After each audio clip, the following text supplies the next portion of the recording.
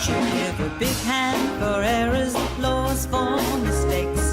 Without them we wouldn't be here. Let's hear it for inexactitude, for imprecision, bravo, for fudging it, hip hip, three cheers.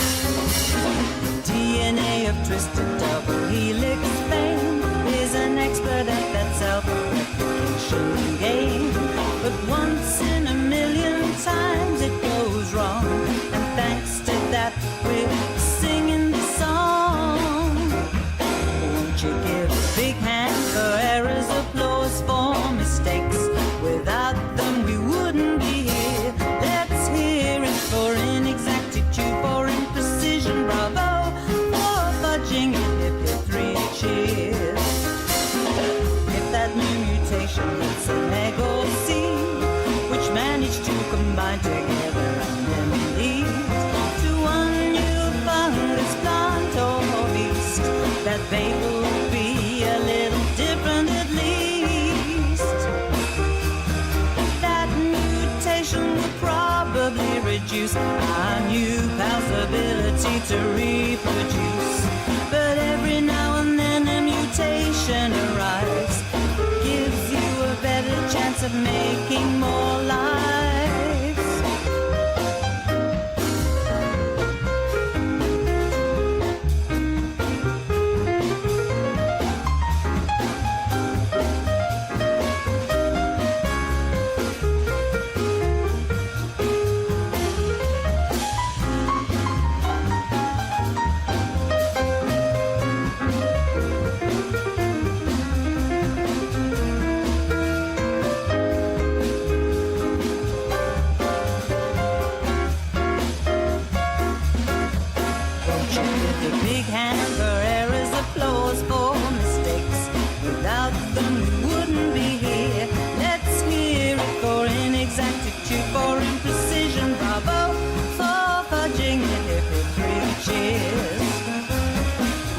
Kids inherit that mutated gene, they're fitter than they otherwise might have been. To have more kids themselves and pass it on, and so it spreads through the population. Let's award the first prize for cock-ups, the second for slips. Without them we're nothing but slimy algae. Put your hands together for things that go wrong. Hey everyone, it's Kim Barnes Jefferson and welcome to FabFit TV. I hope you guys are having an awesome Tuesday. I can't believe it's October and it's dark outside. So my name is Kim Barnes Jefferson and I am a healthy living expert and fitness coach. And I believe that anything is possible. There is a healthy, fit person inside each and every one of us. And I work with women to help them to feel their best and live their best lives and fall back in love with themselves. So I do this I help women break free from this myth of perfection and the idea of obsessing about finding the right diet, the right workout. That doesn't exist. And I work with them to just start to listen to what their body is saying to them. You know, our body tells us what it wants, and if we listen and we learn to recognize the symptoms and the signs, I mean, I liken it to parents, where, you know, when your baby cries, you know what that cry is. You know the cry is a hunger cry. You know the cry is I got something in my pants. You know that, even when they start to talk, some parents, the kid will say something, and if you're not around the kid, you'll be like, what the heck did that kid say? And you're like, oh, he wants blah, blah, blah. So that's what our body does. It talks to us. And one of the ways that I work with women is to just really start to listen and become that kind of, the body whisperer of yourself. And that way you're never on a diet. You're on the you plan. You're on the reality plan so that you never feel deprived. And so today I wanted to talk, over the next few weeks, I'm going to be talking a lot about, different diet protocols, different workout protocols, because as we get through, sadly, 2016 is going to be over. And as we get through there, more and more of us might be looking back at what we said we wanted to do on January 1st of 2016. And we want to have our 2017 be very different. And, one of the things, I asked my Facebook group, I was like, what stops you? What keeps you stuck?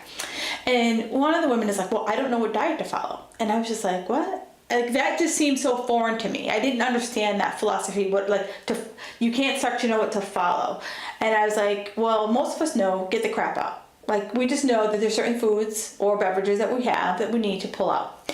And so it got me thinking about one of the things I've been doing over the last 30 days. And I've been working with a registered dietitian, and one of my problem was that my liver numbers were weird, and my doctor was like, didn't know what to think about it. And I was like, well, I'm going to go naturopathic. So I went to see a naturopathic RD, and basically she suggested that I go vegan for a few months just to help my liver to process all of the food. And she said that, meat is a little hard for our body to digest, and I knew that.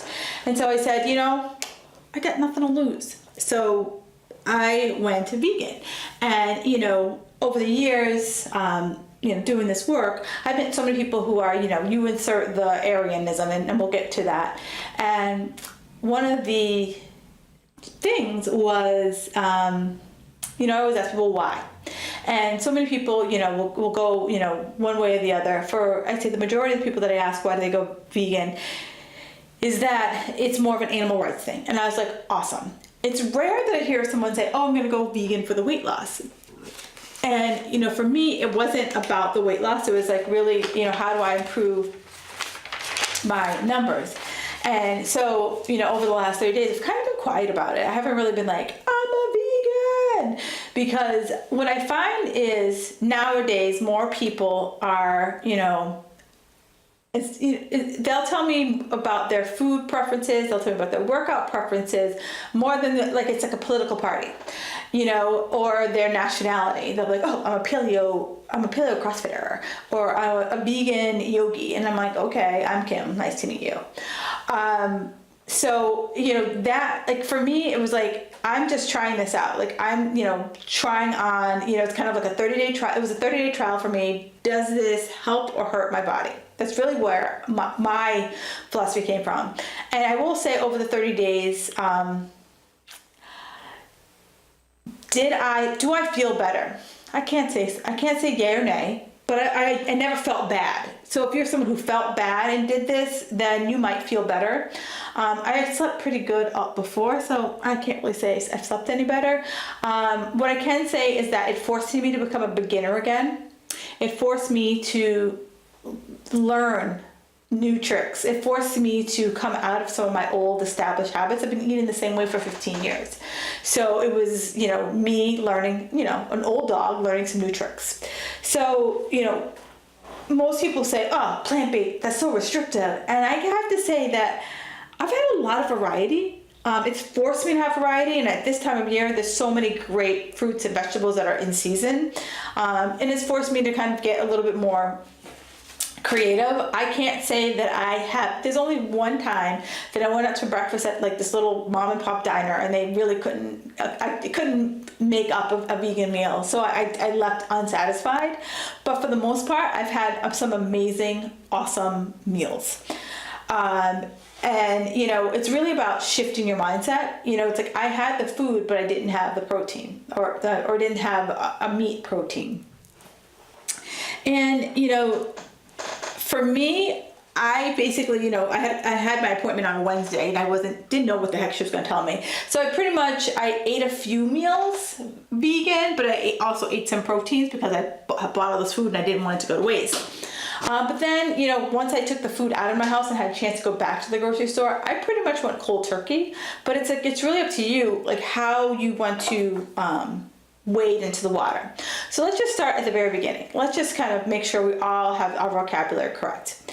So what the heck is plant-based? So we have the vegan, which doesn't eat anything that is from an animal. That includes cheeses, that includes milk, that includes dairy, honey, eggs. So if it's a byproduct of an animal or if it's a physical animal, no. Vegetarians will do no animals, but they will do the byproduct. So they'll do cheese and eggs and milk. And then, some vegetarians will kind of like branch off of like what they do or don't do. Then, you have people who they call them lacto vegetarians, which they'll still do the egg and the dairy. And then we have pescatarians, which do fruits and vegetables and seafood and fish. And then we have flexitarians, where people will be, vegetarian or vegan for, I'd say, 80% of their meals, and then 20% of their meals may include an animal protein, or it may include eggs or dairy. As I go through this, I see myself being more of a flexitarian than being a straight up vegan for the rest of my life. I like me some meat. But I can't say that I've, felt deprived. I can't say that I've been like waking up and be like, I need a chicken wing. I can't say that has happened to me. But the best way that I can say for everyone is like, go into it with no rules. Go into it with like, this is what I'm going to try. And if it works, it works. I know that I think it was like probably like 2 or 3 years ago, Jay-Z and Beyonce, they were all vegan, and it was like the cool hip thing to do in Hollywood. But, if it's not your jam, you could give it a try. And if it's not your jam, it's okay. Like, that's totally fine. There's no rule about how you're going to lose weight. Like, losing weight is just a matter of like listening to what's going on in here and following that. So, what the heck do you eat? So, it's really, it's a big kind of buffet of what you can eat. It's nuts, it's seeds, it's, whole grains, and it's more than brown rice. It's more than quinoa. It's buckwheat, it's farro.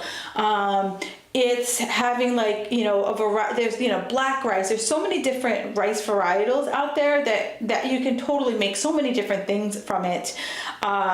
There's, the starchy vegetables that you think about. So it's the beets and all the acorn squash, the butternut squash, the spaghetti squashes out there. And then it's your traditional vegetables, the green vegetables, more than kale. It's all of your green vegetables. It's like your garlic, your onions, your peppers. It's your collard, your spinach. Every fruit that you could possibly think about. And then, don't forget about the legumes and the beans. And for me, it can, depending on your palate, it can be overly starchy. So for me, I have, starchies a couple of times a day, versus having them at every single meal. For me, like I said, I'm a cold turkey kind of girl. You give me a rock and you throw me into the deep end, and that's how I roll. Some people need to wade into it. So, there's some approaches where you might say, I'm going to be vegan for this meal, or these 2 meals, or you might be, take it step by step. So you might start pulling out, like the dairy. Then you might start pulling out, meat in a couple of meals. So it's like you can kind of figure out what method works for you. I always tell people like either you're a light switch or a dimmer switch, and you have to decide which one works best for you. And there's no right or wrong. There's no right or wrong answer. And so what have I been eating? So for breakfast, usually I tell people like, you can make yourself a smoothie. So it's really combining fruits. You could throw in vegetables, fruits and vegetables together, blend it up, and you got yourself a nice dish. Avocado toast, and it's literally just taking avocado and putting, you can do, if you decide to go gluten-free, but like you can have bread or a bagel or English muffin, and you literally just take the avocado, pull it out of its skin, smear it all over it. I like to add a little salt, a little olive oil or a little sesame oil, and I'm happy as a clam. Granola, if you find that, I tell people always look for the low sugar one, because I find that granola can be just like a sugar fest. Granola over some coconut yogurt with some fruit, granola and fruit. Some people just like to eat it plain or throw in some extra nuts. Lunch, for me, I keep it really simple. If you go to any grocery store, they will have a bunch of vegetables like in this plastic container, and I literally just take that plastic container, I wash the vegetables, I chop up some shallots, some garlic, put on some olive oil, some salt and pepper, some crushed red pepper. I throw it in my oven for 30 minutes.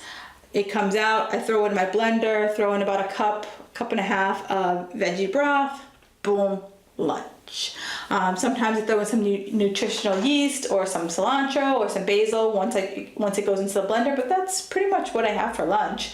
But you can make veggie wraps, you can make salads, and before I forget, I've given you some easy swaps in the show notes where you can find that on fabfitsquad.com/live-tv, and you can find the show notes right there. Dinner, I make a lot, for dinner I just make a lot of stir fries. Just take a boatload of vegetables, stir it up, and I've added like Chinese kind of sauces to it.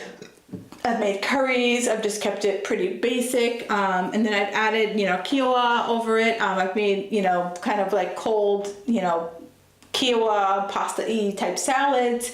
So I really kind of kept it going. I've started to do more green juices, and I make them myself. So I really want you guys to focus on the green juice, where you just have like one fruit and everything else is straight up vegetables or just basically fruit juice.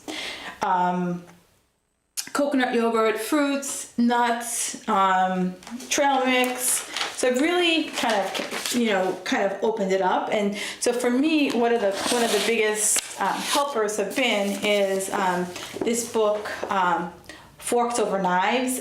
It has over like 300 recipes, and basically I like it because they're all pretty basic, all pretty simple. And you can look at the index. It indexes things by meal type, grains, and it's really great. It's really simple, really easy. Everything I've had out of here has been absolutely fantastic. Great book. I've also been using this book called Clean Food, and I like how the author organizes it by season. So right now we're in summer, so she basically says things that I can go out and easily find at the grocery store. So it's like tomatoes and cucumbers and all those things that you can literally find at your local farmer's market, or if you're at the grocery store, it'll be a lot of local stuff. And then it moves into like fall, where you start making more of like the squash soups and that sort of thing. So I really like her approach. But both of those books have been my saving grace. I've also been a big fan of the Pinterest. Go on Pinterest and you can pretty much type in vegan whatever you want to make, and somebody has found a way to build a better mousetrap. So those have been like my saving grace. The other thing I have to do now is read more labels. So, before I used to kind of breeze in and out of the grocery store. Now it's a little slower process because I'm going looking for different items now. But read the labels and make sure that there is no meat, no animal protein or byproduct in the particular food that I'm eating. It has made me have more variety. Just so I don't get bored. I'm also a spice junkie, so it's forced me to like really go through my spice jar and my spice rack and just kind of pull out stuff that I really like. It is possible to eat out. I just got back from 5 days in California, and I was like, well, if it doesn't work out, it doesn't work out. And then I pretty much, even for breakfast, I found a great place that made an awesome like breakfast smoothie, and it did have, they originally made it with yogurt, and I said, hey, can you take the yogurt out and can you just make it with water? And they were like, sure, whatever. So that was great. You know, there's also the coffee shop around the corner had gluten-free, dairy-free muffins and bread, so I was able to have something for breakfast.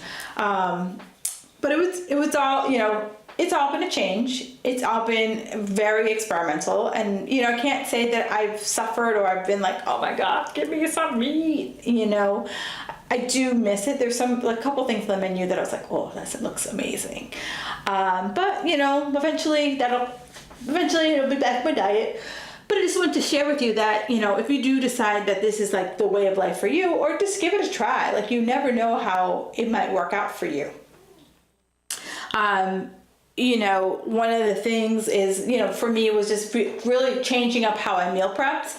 And, you know, I just like to have everything like ready to go. I don't like to spend a lot of time. So, you know, like I said, I found at the grocery store where I'm able to find, you know, vegetables pre-chopped. So all I have to do is just rinse them, and, you know, I might have to chop them a little finer depending on what I'm making.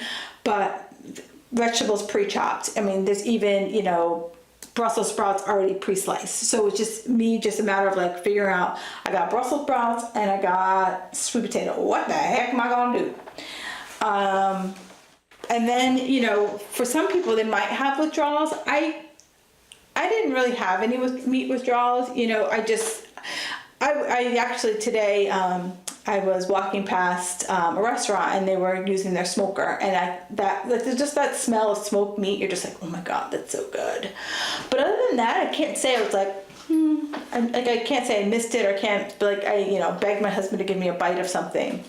But you might, depending on your what's going on with you, you might have an energy, you feel like an energy low. So if you're someone who's been like, you know, doing crazy workouts, I would at least say for the first few weeks to scale back that workout, so you kind of figure out like what is your food level. And that was one of the things I had to figure out, like what was my food level as far as, you know, did I have to have a cup of this soup? Did I have to have 2 cups of the soup, just to figure out where my hunger levels were? You know, some people might have cravings, and where I found with people who have gone through this process with me is that they're eating junk food. And so what I mean by junk food is that, like, okay, yeah, potato chips, they're never going to be vegan. Like, yeah, they're potatoes, but come on. The other thing is eating those like faux foods, those like turfoki kind of things, you know, that has just a whole bunch of just artificial crap in it, and that is probably going to trigger you more to have more cravings, where by eating like more whole traditional foods, you're going to have less cravings. But just, you know, read the labels, just read the labels, and it might slow you down at the beginning, but trust me, you know, cravings stink, and like, you know, you should never be like white knuckling it through anything that you do. You know, this is totally your decision, and you decide how it's gonna, you know, best work out for you.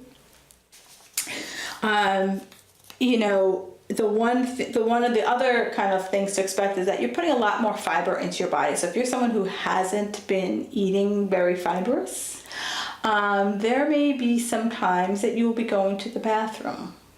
I'm keeping a PC, but I think you know where I'm going. So if that is the case, I would recommend that you kind of scale back on the fibrous-y vegetables until your system has a chance to catch up with you. So, you know, that's that. But it's really up to you. It's really your decisions. You know, for me, the benefits that I was looking for was, you know, in the next 2 months, I'm going to go back to get my liver levels checked. That was a really hard phrase to get out. And my goal is that my liver levels have come down, and my liver has gotten to a point that it's like actually doing what it's supposed to do. And so that I'm able to kind of reintroduce meat back into my everyday life. But for many people, you know, they talk about having increased energy, sleeping better skin, better hair, better nails, you know, and as a side benefit, you know, weight loss. And so if weight loss is your primary way to go, I wouldn't say going vegan is going to be like this miracle, like it's going to be this like magic fairy dust because you don't eat animal protein. But I will say that weight loss will probably come because you're being more conscientious about what you're putting into your body. And I mean, come on, let's be honest. Even if you're eating animal protein and you're more conscientious about what you're putting into your body, you'd probably lose weight too. So it's just, I don't want anyone to say, oh, as a healthy living expert, she's like, go vegan. If that's your jam, you like it, it feels good for you, go for it. For me, I'm probably going to be more of a flexitarian, where it's going to be sometimes I'm vegan, sometimes I'm vegetarian, sometimes I'm straight up carnivore. And it really all depends on me and what's going on with my body and just listening to what my body's saying it needs. So that's all I got for tonight. So what I want to do is just kind of wrap up and kind of tell you where we're going through the end of the year. So between now and the end of the year, I know that most of us, we got Thanksgiving coming up. So we're really going to talk about how to have a healthy Thanksgiving. How do you go through Thanksgiving and you don't waddle away from the table? We're going to talk about how do you get through the holidays and the holiday parties. And, I know you've heard all these tips before, but a lot of it is just really kind of, planning ahead, being practical, and not planning ahead in this obsessive, like, oh my God, I'm going to go to this party and I should just wear my old maternity pants so that I can just eat whatever I want. And I really want to kind of work with you to figure out what are the best ways to get through, that holiday season without kind of, overdoing it, or without being that person who shows up at the party with like a gallon of water and a carrot sticks and some hummus. So I really want to work with you to find that happy medium between that. I also want to talk to you about, what, we've talked vegan. So like, what are other things that you're thinking about removing from your diet? Why would you remove things from your diet? And go back to that kind of the core question that one of my